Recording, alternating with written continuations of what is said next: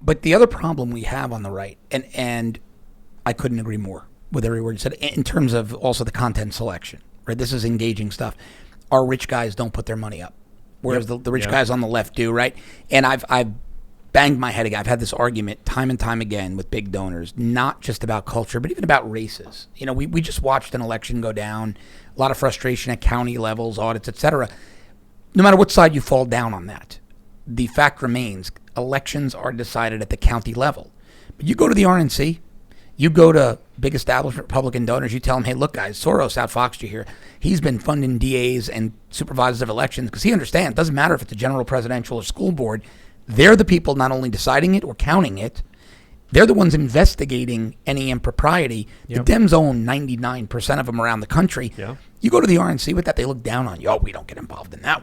No. We go to the dinner parties in D.C. Oh, God, no. We drink, cappuccino with our pinky out. We're not going to go to some dirty county with the unwashed messes and flyover country. That's not what we do at the RNC. That's why we have Joe Biden in the White House. Voter engagement, voter registry. Now, Florida was different, and people don't tell this story. In Florida, we had a very robust grassroots effort. And it started a little bit before the election. It continued throughout. We had Rick Scott, who got rid of 2 terrible supervisors of elections. Bless you. DeSantis continued that. With that, they shone a light on a lot of these problems in the Super Elections offices. Well, what happened? Story you never hear in the mainstream media. Donald Trump won Florida in 2020 by 2.5 times what he did in 2016. Due in no small part to those efforts. Why? Because money poured in. Money poured in and attention poured in. If we did that around the country, we could move the needle in elections. And if that same money started funding culture, we could start to move that needle. But again, they don't do it. So if we're going to place the blame on, we can place it on conservative content creators not going in the right direction. But we also have to place the blame on our big money that refuses to get into the fight. They won't step into the fight. There are some people who think it. I can't remember who I was talking to a while ago. And I consider myself to be fairly a moderate. My idealism brings me to like left libertarianism, but my realism makes me kind of just a moderate centrist.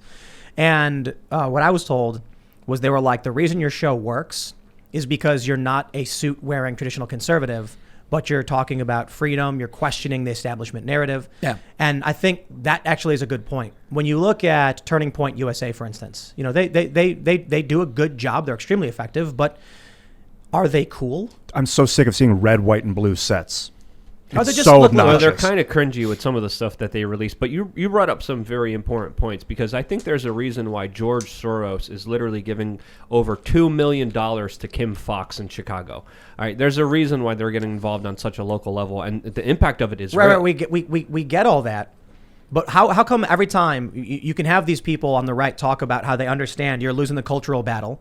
The left is funding DAs. They're getting into the nooks and crannies in every single way. And the right still just has this culture of being stodgy and uptight. Well, America is an empire, which is a big problem, because pro-America to a lot of people might mean pro-imperialism. I'm very much for the Constitution, what it was meant to produce, but I'm not for the takeover of Afghanistan and Iraq and the absorption of materials from around the world, military bases. I understand you want to prevent total war and the idea of limited war, but I don't like that. I don't want to rip up the United States completely. But most conservatives are going your way. I think most conservatives, Ian, are starting to shift your way. I know I am. Was it the American conservative, I think, who said, fire John Bolton, hire Tulsi Gabbard? Yes. I think that was, and I'm like, yeah, I'll take it. And I think most people on the right, on the America First right, looked at that and said, yeah, okay. Yeah, you're not putting in charge of economic policy. Right. You're telling her to stop wasting our money in Afghanistan. But are they the majority, or are neoconservatives who are bought out by the military-industrial complex, who want more conflict, who have failed this country time and time again?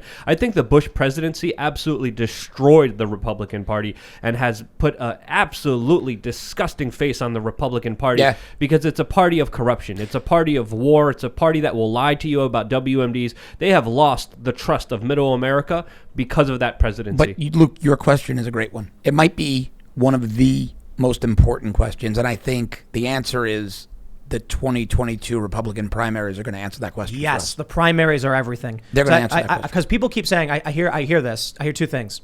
There's going to be a red wave in 2022, and then people say, and what do Republicans do anyway? What's the point? And that's why I'm like, go to the primaries. Yeah. Make sure the neocon, the establishment, thumb twiddlers or whatever, dilly-dallers, aren't the ones who are getting in. Put support behind the people who you know and trust, who say they're going to help this country, they're going to help the American workers, they're going to help our borders, they're going to help trade, they are going to bring back jobs, not ship them off to foreign countries.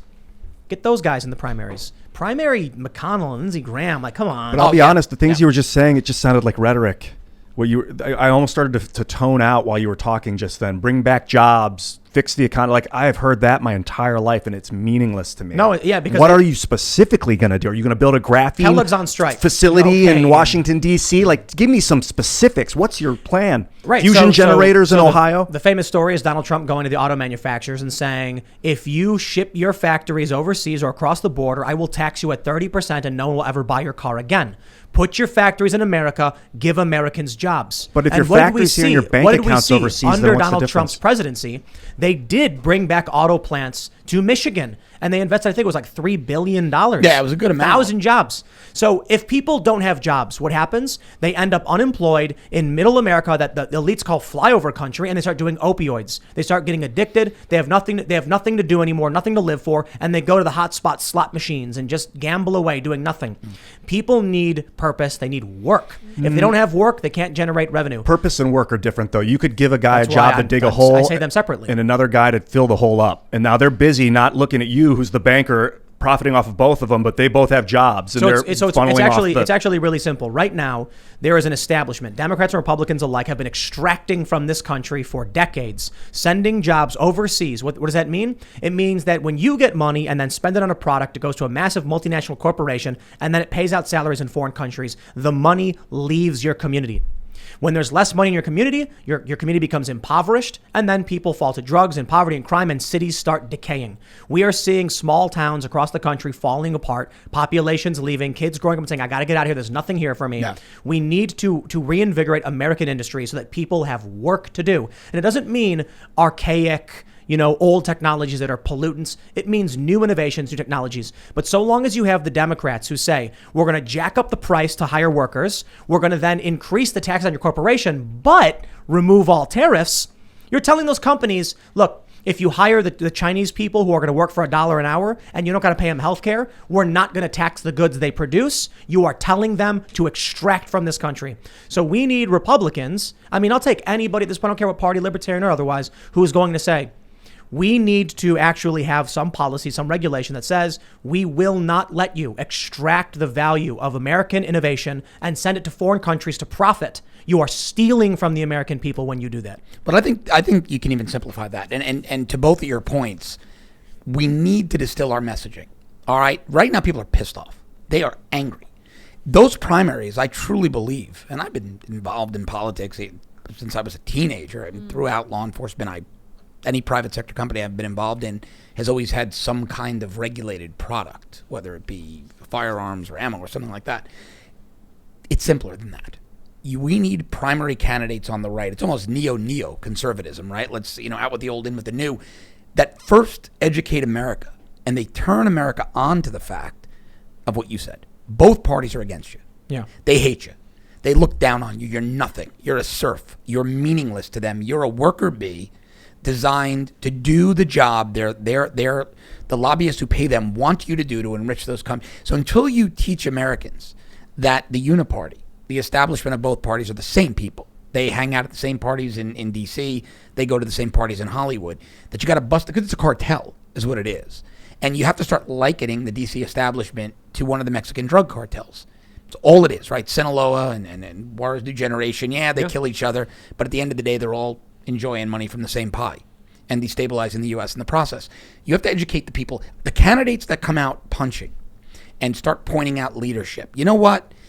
Even if you elect me, you may like me, I might be America first, but if you elect me and you don't elect more like me, then you're stuck with a Kevin McCarthy as speaker, who's John Boehner and Paul Ryan 2.0 and 3.0. So give me some support.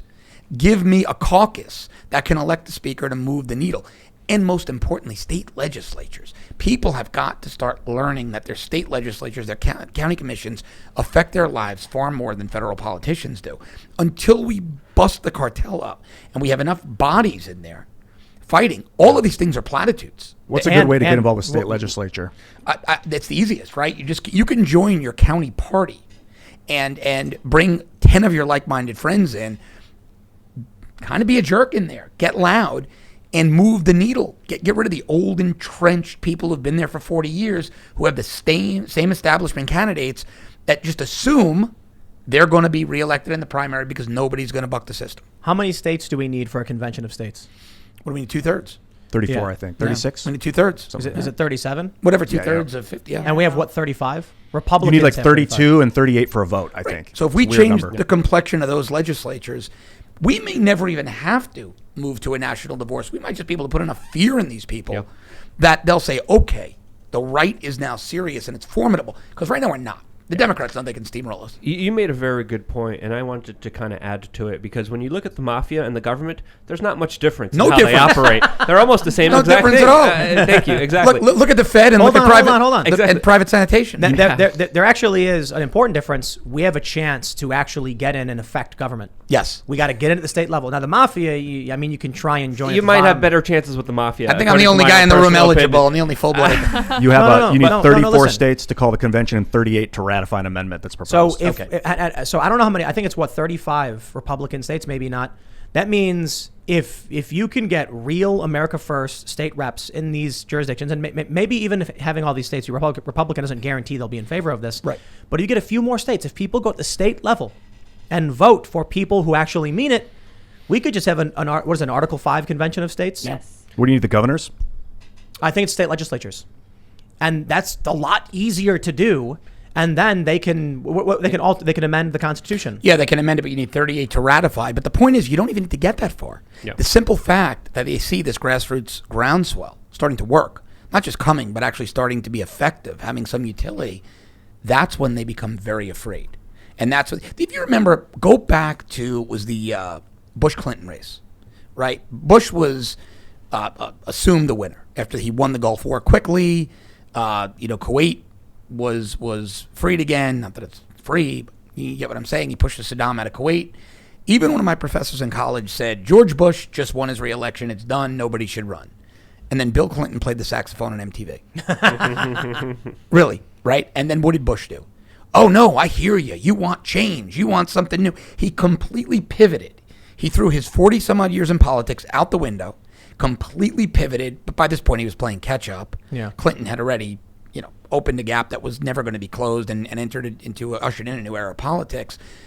But if you put a little fear in the establishment, a little fear, and you start to see, they start to see that the numbers are moving away from them, they'll do what you want. We saw that in 2008 when the CNN YouTube debates happened for the first time. That was we were pushing hard on YouTube 2006 and 7 for just control of politics as young Americans. That's right. And they capitulated immediately, and then they put those people, but they hand selected what questions got to be seen. I asked about the Federal Reserve. They ignored me, but I was a loud voice in that movement. Yeah. Thanks for checking out this clip from the Timcast IRL podcast. If you want to see the full show, come back to this channel, youtube.com/TimcastIRL, Monday through Friday at 8 p.m., where you can leave comments and super chat, and we actually will read your comments on the show. Don't forget to like, share, subscribe, and if you want exclusive members-only content, segments you can't get anywhere else, go to timcast.com, become a member, and we even have full bonus episodes. Thanks for hanging out, and we'll see you all next time.